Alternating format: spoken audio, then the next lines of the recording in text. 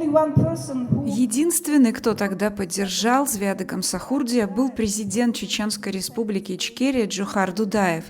И можете себе представить, они вместе дали пресс-конференцию в Грозном в 1992 году, где призвали вмешаться и остановить Россию, потому что Россия — это никакое не демократическое государство, это та же империя, тот же оккупант, тот же убийца.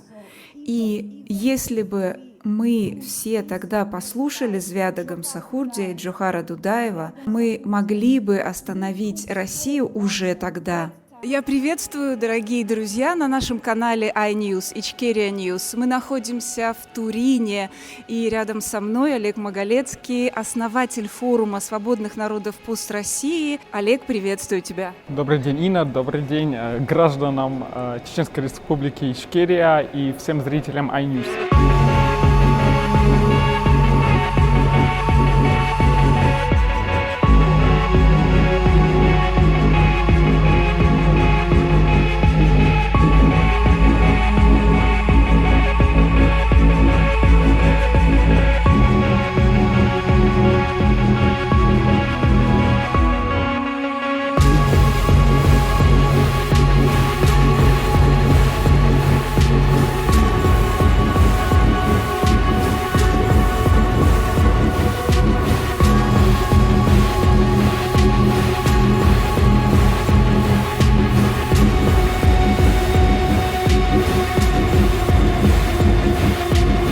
Очень рада приветствовать тебя здесь, в Италии, и я хочу сказать нашим зрителям, что благодаря Олегу, благодаря его деятельности и работе, на самом деле все эти годы европейские жители и жители Соединенных Штатов и Канады, и Японии узнают о том, что вообще Российская Федерация — это, оказывается, империя, и что, оказывается, есть оккупированные ей страны, народы, территории, и что хорошо бы вообще эти страны, территории деоккупировать, то есть деколонизировать Российскую Федерацию. Как успехи за эти годы? Напомню, что в 2022 году, 8 мая, началась твоя деятельность, наши форумы, и с тех пор нас уже записали в террористы в Российской Федерации. Как на сегодняшний день обстоят дела? К сожалению, мы до сих пор с тобой ведем нашу встречу не с деоккупированного Джохара, как столицы Чеченской Республики Ичкерия, независимого государства, которое до сих пор, к сожалению, под контролем находится Москвы. Но в любом случае мы точно двигаемся в правильном направлении. Если 3 года назад представить, что сегодня вместе с тобой мы будем в Турине, в историческом месте, да, возле книжного магазина, который с 1872 года представляет книгу Free Nation, New States, The End Stage of Russian Colonialism, то есть свободные нации, новое государство, последний этап московского, да, колониализма, где есть твои тексты речи, где есть тексты речи Ахмеда Закаева и многих других представителей как Чеченской Республики Ичкерия, так и друзей Ичкерии со всего мира, от Соединенных Штатов, Японии до Украины и Германии. Можно было подумать, что мы с тобой занимаемся wishful thinking, но нет. И в Италии, здесь в Сенате Италии в 2023 году, и в парламенте Японии, и вот в парламенте Австрии и так далее, все больше людей, политиков, полисимейкеров смотрят по-другому на Северную Евразию, понимают, что Московия — это последняя колониальная империя в Европе, которая должна кануть в лето, и что люди в Ичкерии, люди в Ингушетии, в Саха, в Бурятии, в Ингрии, Карелии — это те люди, которые могут стать партнерами, могут стать нормальными соседями, но только после полного уничтожения государства-террориста и после превращения ее в несколько десятков независимых государств. Поэтому мы работаем, и все то, что мы делаем благодаря защитникам и защитницам, да, украинской армии и чеченской армии, которая воюет плечо о плечо с украинской армией еще с 2014 года, еще с самого начала 2022 года, несколько батальонов Ичкерии вместе на линии фронта с украинцами. Благодаря этому мы можем работать на дипломатическом, на культурном фронте, не фронте, фронтам, да, ну, на этом участке направления. Поэтому вместе победим, у нас нет другого пути, и Московия де ланд эст. Олег, здесь сейчас будет презентация книги нашего с тобой коллеги Януша Бугайского, который действительно такой визионер, и он написал еще перед полномасштабным вторжением книгу «Rupture of Russian Federation», и вот теперь вышла книга, это тексты выступающих на нашем форуме, и ты уже выступал с презентацией этой книги и вместе с ним, и без него в разных европейских странах. Какова реакция вообще на то, что, оказывается, мир ожидает, может быть, какие-то новые государства, и речь идет о народах, о которых вообще никогда раньше не слышали европейцы, может быть, и они так привыкли к русской культуре, да, к русской литературе, они с этим всю жизнь имели дело. Какова реакция вообще на вот эту новость? Януш Бугайский не просто большой друг, да, а главный адвокат и бренд-амбассадор пост России и нас, из будущих независимых, а пока оккупированных.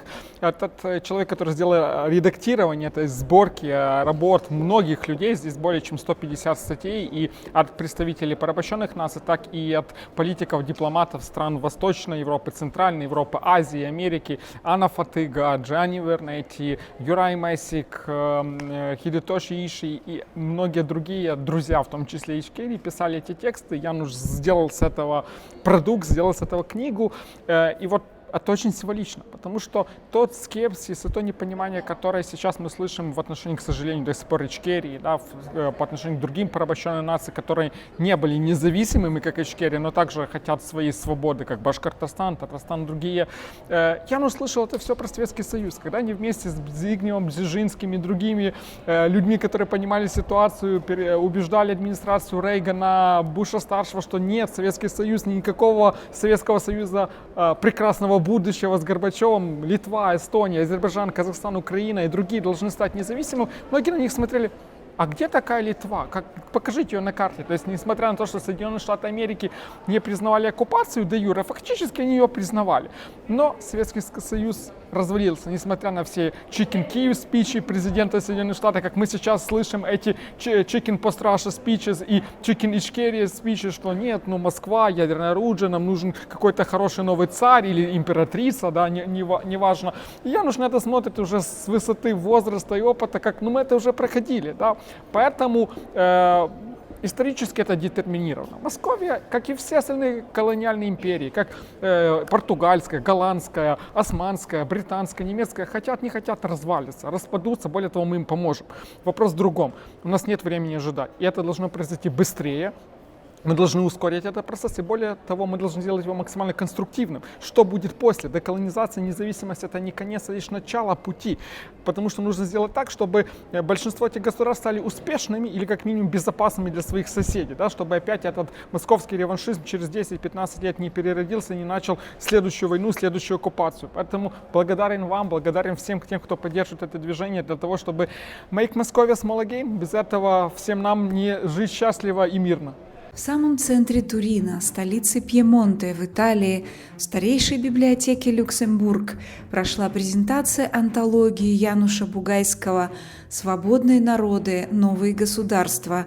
Окончательная стадия российского колониализма». Олег Маголецкий, основатель форума свободных государств пост России, провел дискуссию, в которой принимали участие Джани Вернетти, бывший сенатор, Игорь Бони из Европа Радикале, большой друг Ичкерии, Грузии, Украины, автор инициативы Путина в Гаагу, Катя Марголис, художник из Венеции, активист, преподаватель курса по деколонизации России.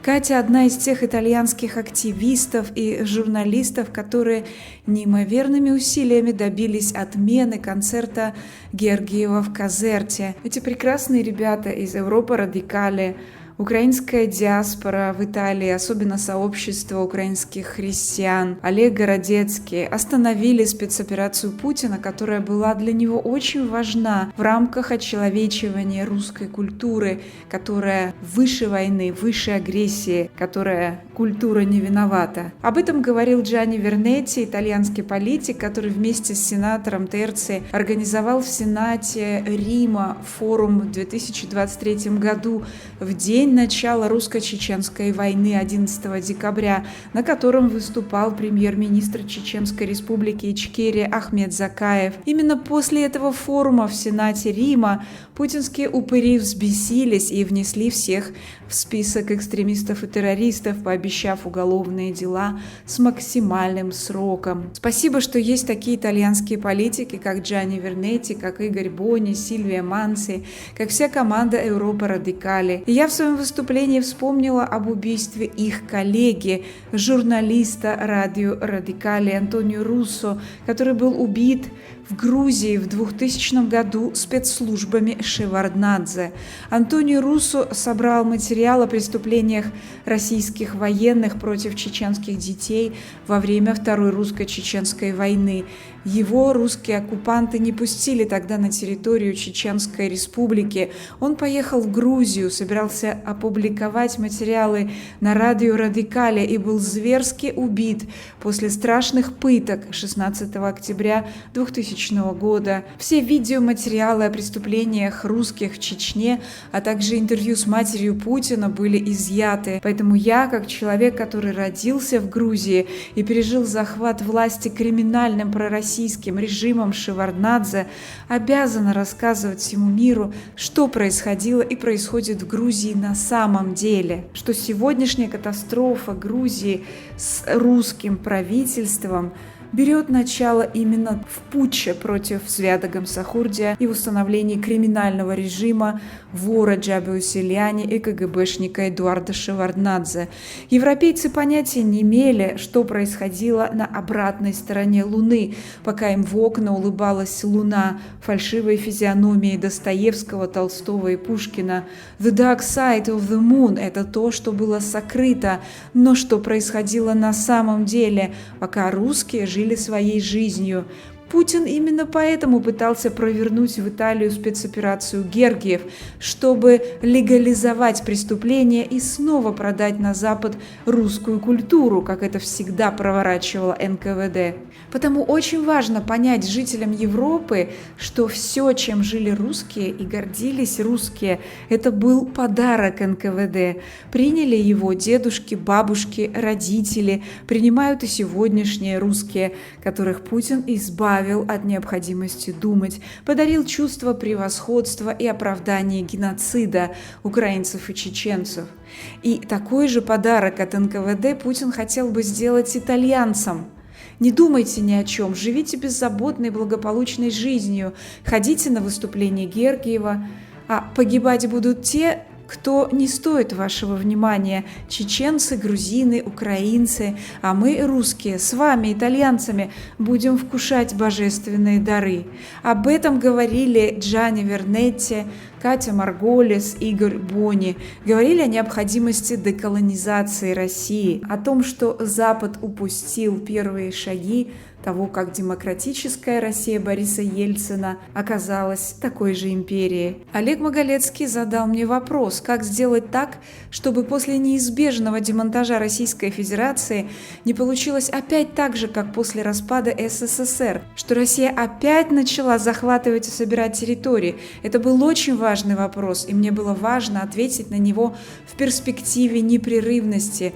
В первую очередь на Западе должны узнать все факты, всю правду, увидеть не только Луну, которая светит в окна, но и понять, что существует обратная сторона Луны. И мы, украинцы, грузины, чеченцы, были российской пропагандой заброшены на ту сторону Луны, чтобы никто никогда не догадался о том, как нас уничтожали. После распада царской империи Романовых европейские страны, входившие тоже в империи, которые тоже распались, освободились и стали развиваться как демократические государства. Но большевистская Россия начала оккупировать и снова присоединять территории, устроив геноцид и террор, при этом рассказывая всему миру, что в этих странах осуществилась большевистская революция и что они сами захотели присоединиться к прекрасной Российской Республике. Так, оккупировав в 1920 году Украину, в 1921 году Грузию, Россия учинила бесконечный террор, истребление. как Голодомор в Украине, чтобы физически уничтожить украинцев как нацию. И это не понимают на Западе, не знают даже многие граждане Грузии и Украины. Они так и живут сознанием, что они сами. Они даже не знают, что существовала институция независимой Украины, правительство в изгнании, премьер-министром которой был Ярослав Стецько. Они не знают, что перестройка в СССР, которой так и восхищаются на Западе, была инспирирована и подготовлена КГБ, что прораб перестройки Шеварднадзе, генерал КГБ, и что они с Горбачевым расправлялись с патриотами Украины, которые посвятили жизнь борьбе за деоккупации от Москвы и за государственность Украины. Арестовывались, ликвидировались украинцы, которые могли быть опасны в момент их перестройки, ведь они хотели сохранить Советский Союз. И им помогал даже Джордж Буш, который в Киеве произнес известную речь «Киев Chicken Speech». Прорабам перестройки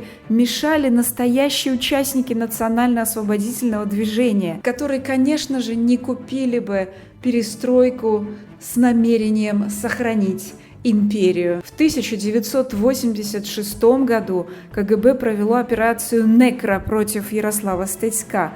Он скончался 5 июля 1986 года. Точно так же Извят Гамсахурдия, настоящий лидер независимой Грузии, который всю жизнь боролся за деоккупацию, мешал Шеварднадзе и Горбачеву, а потом и Ельцину. Поэтому с ним расправились, уничтожили 40 тысяч грузин. И Грузию взял в свои руки Шеварднадзе, который фактически и дал приказ убить Антонио Руссо, потому что был псом НКВД и псом Москвы. Это все жители Европы должны знать и внимательно следить, кого современные НКВДшники будут ставить на позиции лидеров новых государств после демонтажа Российской Федерации, потому что у них нет сантиментов, нет нежности к названию Российская Федерация. Они включатся с энтузиазмом и в распад Российской Федерации, но так, чтобы подвинуть настоящих лидеров и снова завладеть активами, а потом снова начать выращивать империю.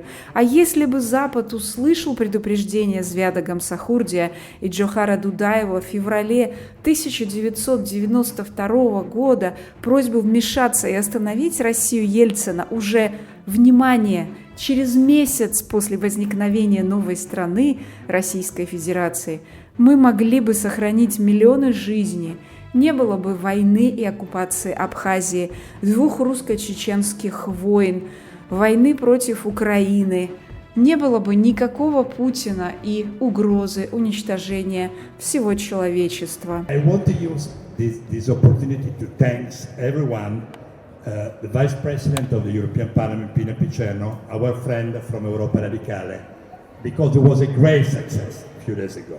Don't underestimate it. So the cancellation of the concert of Valery Gergiev, and there was a very harsh debate in Italy. No? Many people, also liberals, they say you are killing the culture. The arts and culture need to be protected against any political issue. No, that was not the point.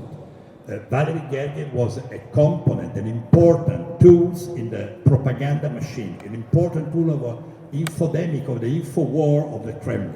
So the fact that with the mobilization and the very large, starting from a very small group of people, because our friends in the European Parliament, Pina Picerno, is often quite isolated, that's the truth. Europa Radicale is a small organization, and we are some intellectuals, some politicians, we are a minority, but it was a great success. So I feel that we need to just to congratulate everyone that gave an important contribution that to make this happen is extremely important, because in many ways we are losing the info war, the information war, we are losing it.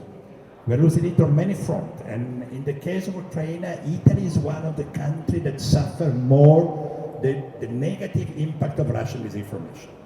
So we have a growing sentiment also among young generation that they do not understand why we are against Russia, why we are against the Russian culture. There is a very we suffer a lot. We have a daily attack of massive disinformation on social media. So what's happened a few days ago in Caseta was a really great success. Thank you again. So people feel quite comfortable in this world that was, let's say, that was able to live a long time without war, a long, let's say, post-Second World War situation. We had an economic boom, we have the Marshall Plan in Europe, but at the end of the day, below this very large green area, you remember the atlas, the geographic atlas of our time, of my time when I was a student. So we have these very large and unique, one color maps with Soviet Union. Under this uniformity, under this so-called stability, there was a tragedy occurring. People from dozens of nationalities deported. And during this deportation, imagine thinking about the Kalmyk or about the Tatar or about any other nationality. They were extremely deported with, let's say, more than 50% of people never come back. So with a number of casualties that was massive. And the perception in the West was absolutely, I may say, non-existent, was marginal. So we had a really ultra minority political people or member of the media community that was trying to understand what was going on. Yeah. Then in a few nights, I mean, but under this so-called stability, there was not strength, but there was a very, very strong weakness. Of course, information was much more difficult, but at the end of the day, the November 89, the fall of the Berlin Wall, and then the domino effect that you have in all the Soviet Union was quick. I do not say it happens overnight, but almost overnight. I think that today the Russian Federation situation is quite very, very similar. That is the reason why a couple of years ago I joined the Free Nation Post-Russia Forum promoted by Oleg Magaletsky, and a small group of people in and a few other people, Rafis Kashapov from Tatarstan, really a small group of people. Because really I think that the war in Ukraine is really unveiling the real truth about Russia. Russian Federation is not only a corrupt state, it's not only a undemocratic and a crazy extremist regime, but it's also weak. And it's also the only place where decolonization has not yet happened. These are a lot of students from the international politics, and Anas came from, is one of the leaders of the Torino University student in international politics, and I see other here. And what is, now in many universities, there is also a positive, progressive sentiment about decolonization. But we are discussing about our mistake. We are discussing about the West. Colonies were a tragedy in our recent history. Asia, Africa, or even the East India Company by the UK and India. But now, of course, all these countries suffer some centuries of colonization by the Western power. They pass through a very positive decolonization phase.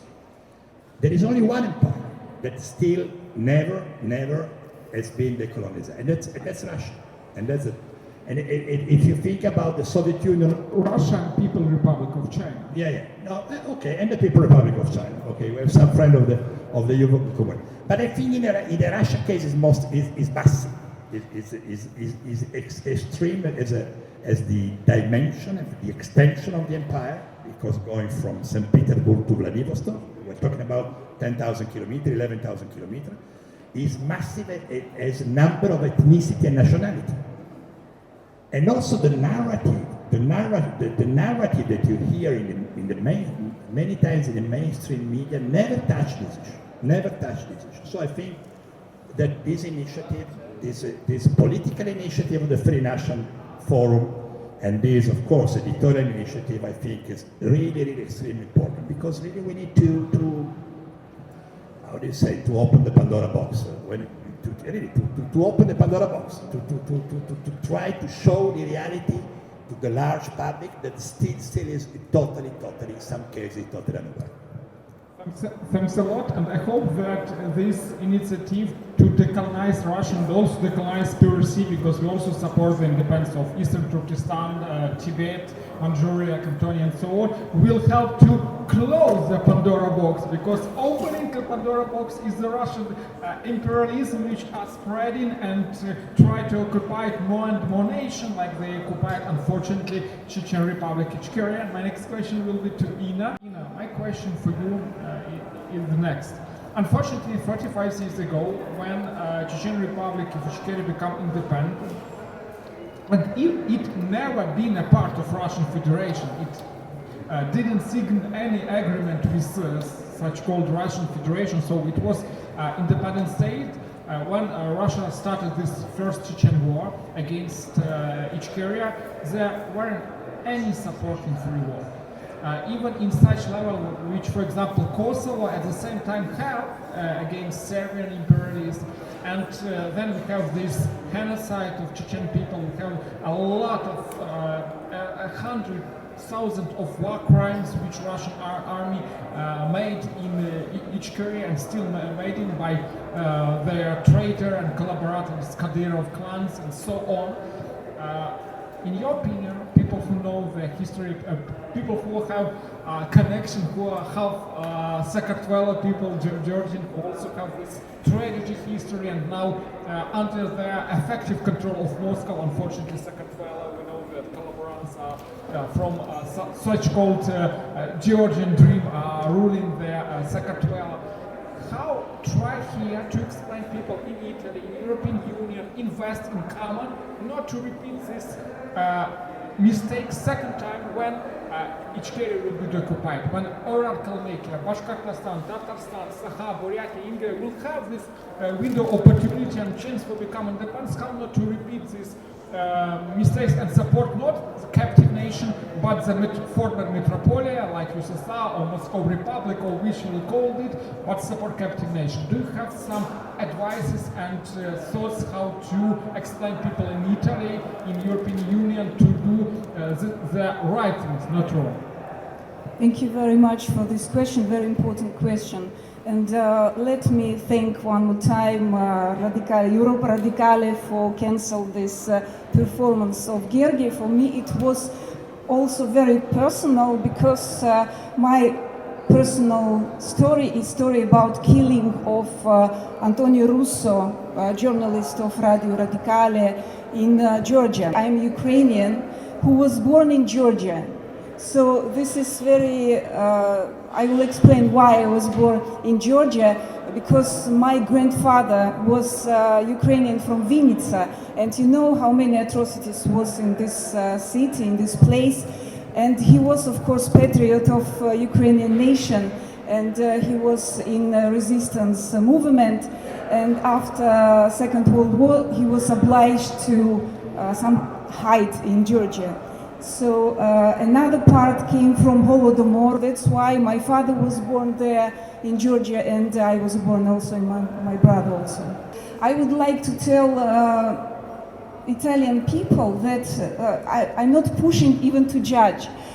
I just ask to have information, because if you don't have information, you have only like you see the moon, but you don't see the dark side of the moon. But I know, and Chechen people know, and Ukrainian people know, because even in Ukraine was institution of government in exile during Soviet Union. It was Yaroslav Stetsko who was prime minister of this government, and he was like a president for my grandfather. He was fighting for independence of Ukraine. And my grandfather was killed in 1984 by accident, by car, like Chernobyl. It was a preparation actually for KGB people of Perestroika. You should know that Perestroika was inspired and prepared by KGB people. Shevardnadze was general of KGB. So of course Western people was excited and enchanted of this, you know, Perestroika. It was really good time and time for opportunity. But who was behind? You should know it's KGB people, also Gorbachev. And when in Georgia was movement for de-occupation, because Georgia was occupied in 1921. It was occupation, it was not Bolshevik revolution, it was occupation. We had Maidan in Tbilisi, and Zviad Gamsahurdia was our leader. After this story, Shevardnadze and Gorbachev, that because they sent troops to kill us, they create huge smear campaign against Zviad Gamsahurdia. You should know that it was a huge smear campaign in the West. A lot of fake quotes.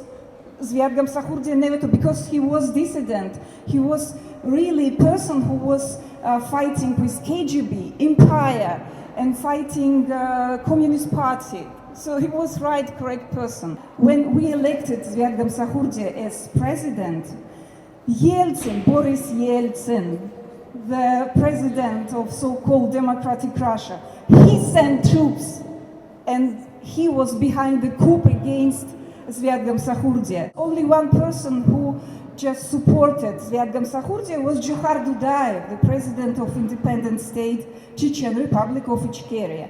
And they together, can you imagine, in Grozny, they gave press conference. It was in February 1992 that Russia is not a democratic country. It's an empire again. It's an occupier.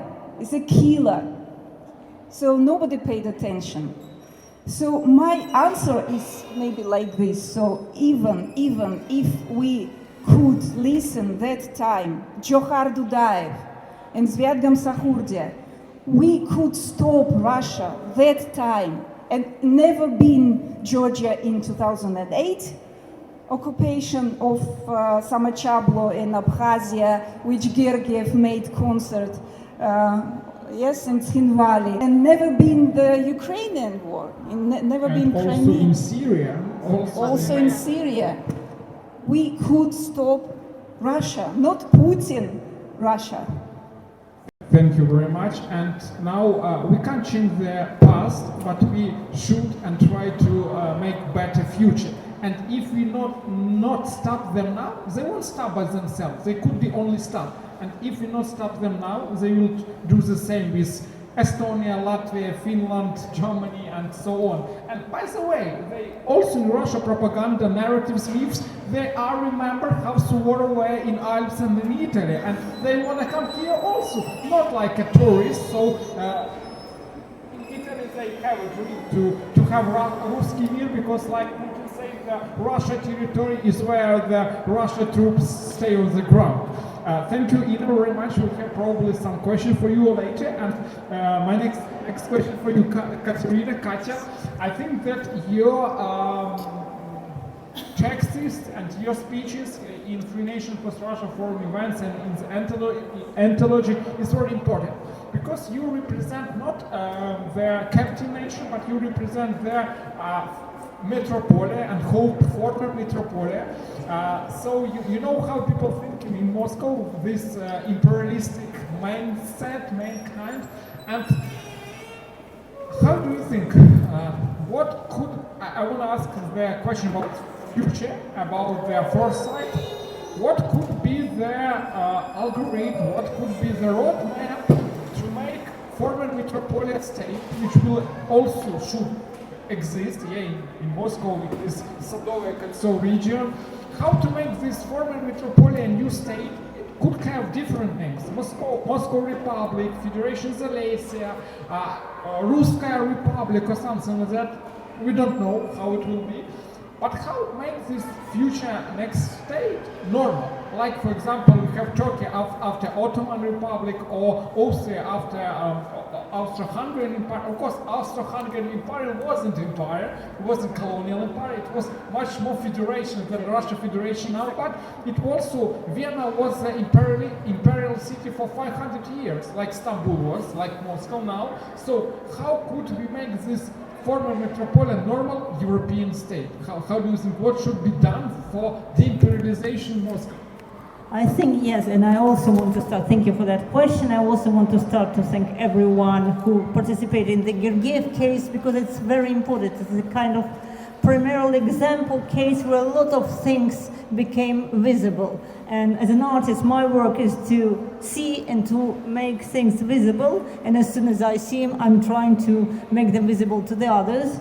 And coming from Moscow, indeed from Sadovое Кольцо, from a very long, many generational old family. Well, my great-grandfather was killed by Stalin, but also, of course, on the other hand, my aunt was the prime ballerina in Bolshoi, Ekaterina Maximova, a world-famous ballerina. So Bolshoi is not something, and I feel dismayed when people like Gergiev come here in Italy to promote culture, but pretend that's a pretend culture, because this is culture to use to mask the crime, and culture and art should not be used and instrumentalized to that.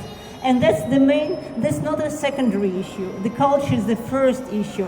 And actually decolonization is about what's happening in the heads, and also on the maps, and also on the mental maps. And if you have a myth constructed by Russia, promoted by Russia, and expanded to the Western society, for instance, recently we have that study here in Italy by Monsignor Pasquale and Instituto Gemini, who discarded a lot of Russian narratives in the textbooks of Italian students. My children, I've been living here for 20 years. You open a geographic book and you see Regione Russa. Regione Russa, where there's Baltic states, Ukraine, Belarus, and not to even mention, there's no mention of any captive nations of Bashkortostan or anything.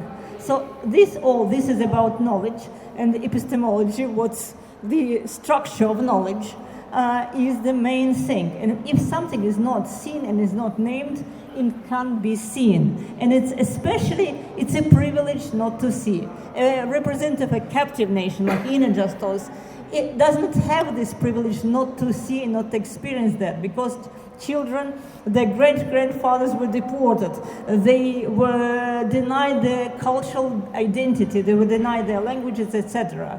People who were born and live in Moscow, they have all the control. They have the privilege not to see, not to hear, and not to make others hear and see. So I think the main thing is about knowledge and promotion of these mental and also visual maps of what actually happening. Because and I agree totally with Ina, you don't need to do a lot of propaganda. You just need to explain few mechanisms. For instance, core KGB Russian Empire mechanism to use the culture as a weapon, to use the culture as a mask and a shield for aggression, to represent our great Russian culture as something behind which terrible things are hidden. And we know that happened also in Germany, but it's, for instance, Max Frisch wrote a very important essay, Culture as Alibi, about his conversations with German cultural elite and intellectuals. As soon as he started to talk about Holocaust or deportations, they would start to talk to him about Heine, Goethe, etc. So it's not a new mechanism. It's a very used, and you can see what's behind it.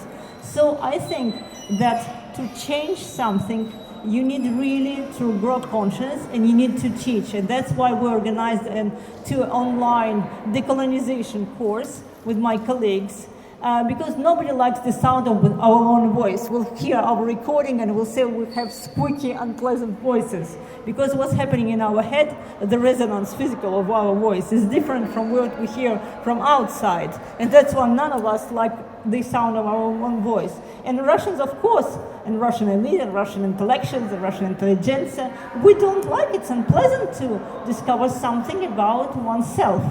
But without that, it's impossible to move forward and significate what is happening, and these aggressions will repeat again.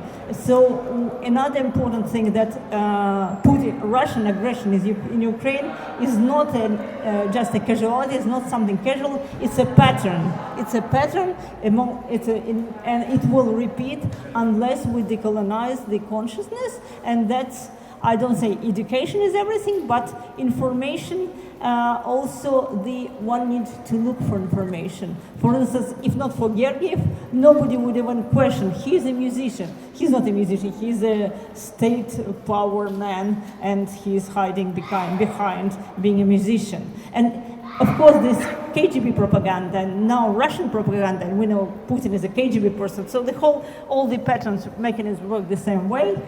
They use the same kind of narratives to promote their narrative, and they use, for instance, Italy is very susceptible to art, to censorship.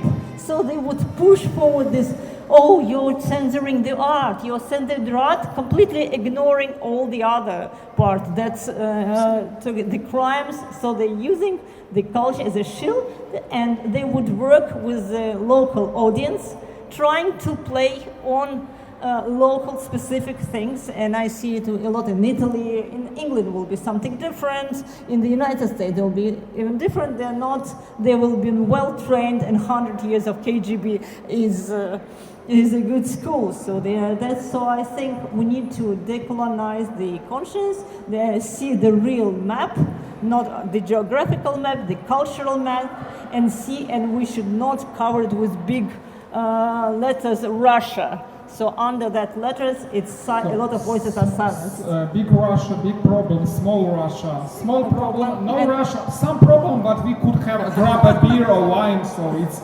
better. Yeah, and I think this concert. Thank you very much, Katerina. Let's imagine when during the Second World War, a great filmmaker like Leni Riefenstahl will go to the Hollywood or some other place to make a movie, because movie isn't a propaganda and so on. But we know that this doesn't work in the same lane.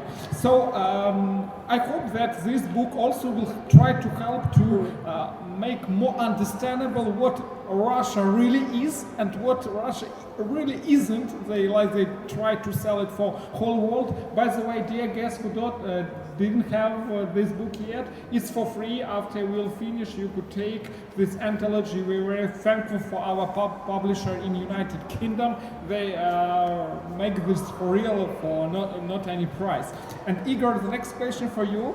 Thank you one more time for your party, for Silva, for supporting Chechen Republic Ichkeria, for supporting Ukraine, for supporting rule-based order and liberalism, humanism against the dictatorship.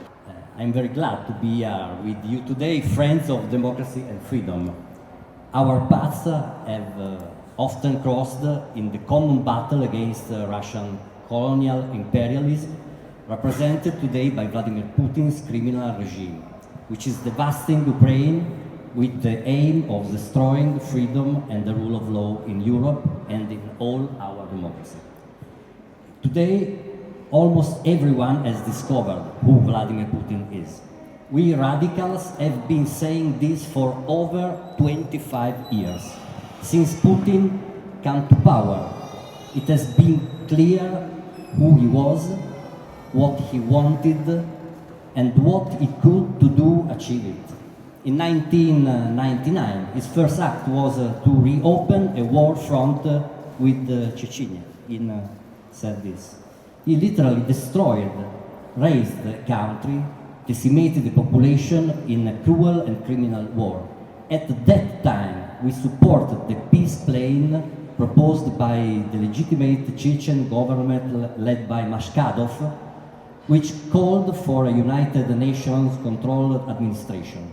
We presented it to Western governments. We carried out hunger strikes, demonstrations, meetings, debates.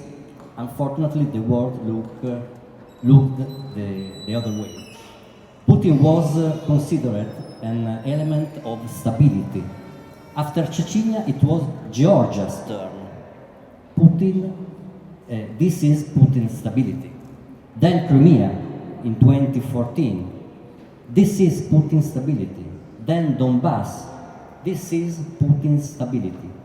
I could go on, but what I mean is that Putin's goal is evidently to expand his idea of imperialism with imperialist methods within the borders of the Russian Federation and above all beyond those borders. The freedom and the lives of those peoples depend on the end not only of Putin but of the entire Russian imperialist regime. When we say that the war on Ukraine is a war on Europe, we mean that Putin's ambition goes beyond the conquest of territories he considers his own. His declared ambition is to destroy liberal democracy, destroy Europe. He is doing so with a military war in Ukraine, which he would like to transform, like Belarus, into an open-air prison, and with a hybrid war in the rest of Europe. And Italy, Gianni remembered this, is a very easy target because, for many reasons, including historical ones, is particularly susceptible to Russian silence. Just recently, yesterday, we presented the dossier on Russian propaganda in Italy. I brought with me some copy of this dossier. If you want, you can take it. Giulio Dia. We calculated that in 1 year in Italy there were approximately 150 screenings of Russia Today films in Italy. And I remind you that the screening and viewing of Russia Today products are prohibited by European regulation.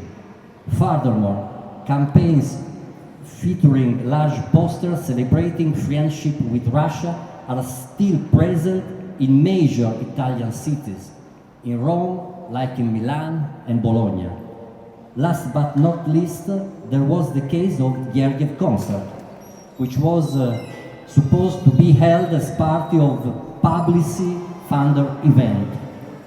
Thanks to our initiative and appels, and now I especially want to thank Katia Margolis for her effort, we managed to prevent Putin's cultural ambassador from being welcomed in Italy like a star. All of this is shocking because it hasn't yet been understood that we are at war. A war we are enduring from a dictator who is crushing the hopes for freedom of the peoples of the Russian Federation.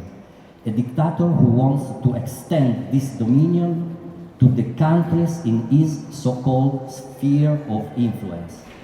The first step is to recognize the magnitude of the problem we face.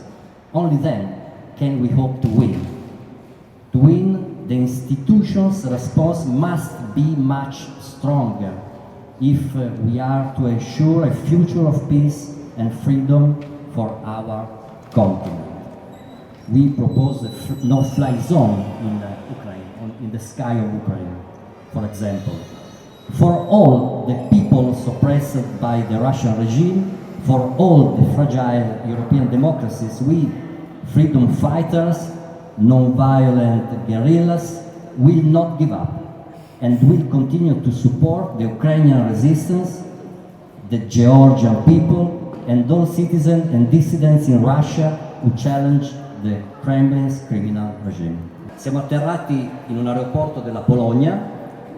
We landed in the Polish airport. E in quell'aeroporto c'erano decine di postazioni antimissile posizionate evidentemente perché sanno che l'attacco russo alla Polonia non solo è possibile ma è una possibilità concretissima. When we landed, we discovered a lot of anti-missiles posters because in Poland, when you feel the geographical closeness, you know it's not a theory, it's practice, it's a reality. Quindi il fatto che in Italia, come in Germania, come in Francia, come in Spagna, come in tutti i paesi europei, ci debba essere una mobilitazione popolare delle istituzioni, della diplomazia al massimo livello contro Putin è qualcosa che fa bene alla nostra libertà, non solo alla libertà degli ucraini o dei georgiani. So the mobilization of all the efforts of institution and diplomacy in Western Europe, in Italy, in Germany, in all the countries, it's not only the question of helping Ukraine, it regards ourselves. You know, why Russia is unable to, let's say, get an influence, a positive influence on the other countries, and why Russia basically continues to use violence to get an influence in his, let's say, proximity. Why that happened? Why? I mean, when you watch that, what's the difference in their culture that justify, or in the structure of the state that justify this different approach from other countries? Thank you for this question. I think it's a nature. Actually, it's a big tradition of violence. It's coming from Ivan the Terrible, and you know the stories about Maluta Skuratov, how they treat. Unfortunately, probably in Italy people don't know, because they think that it was a great Russia culture since 16th century. They have here Leonardo da Vinci at that time and other culture, but in Russia was even terrible. Maybe it's again a lack of information. We should support information about nature of Russians, you know, the wild, just willing to kill. And how did NKVD? Russia was a violent regime, of course, that oppressed and killed everyone on their road. Europe was full of violent regimes. America were violent against Native Americans. UK were violent against the Indian society. So we're talking about 3-4 centuries ago. But then what's happened in most of the world?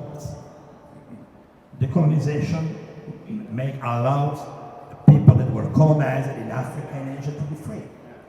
Europe have to kill kings and have to separate the state and the religion. You don't remember when there was the separation between the Protestants and the Catholic, millions of deaths in Europe for reaching that goal, to separate state and church.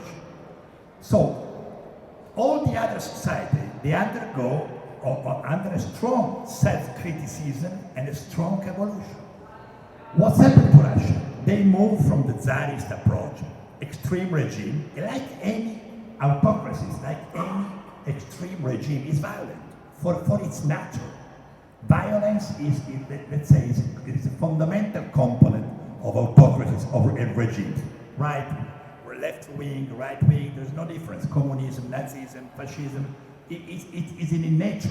So to suppress people, to suppress freedom of thinking, freedom of religion, etc.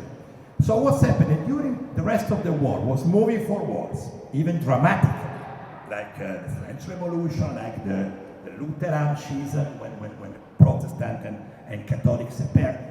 Russia moved again and again from one dictatorship to another one. From the Tsarist system to the Communist Revolution, and then to the Soviet Union, that was even worse than the Tsarist regime, because what happened during the Soviet time was much, much worse. The scale, the amount of deportation, of concentration camps, is not comparable. It was an industrial. There were more deaths during the Soviet Union than during the Holocaust. It's history. So it's not, I don't know, it's difficult to say that 20 million is worse than 6 million. Even in 100 that is a tragedy. But these are numbers, this is the reality. Under the Soviet Union there were tens of millions of people killed, deported, from Estonia to Georgia to Chechnya, any kind of and also including Russian. So that was the point from my point of view. It's not just a Russian issue.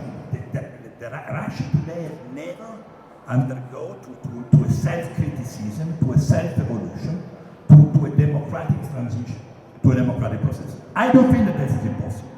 I feel that it's still possible, but probably the real possibility, and also probably this different of some of the Russian opposition thinking, this is possible just with the, let's say, the devolution and the disappearing of this large empire.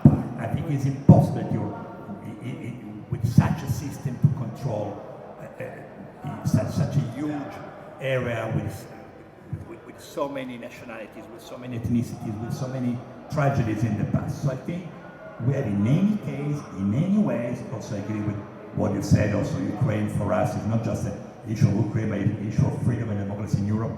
We have, in any case, to support any kind of possible, let's say, uprising and democratic process in any part of this new captive nation.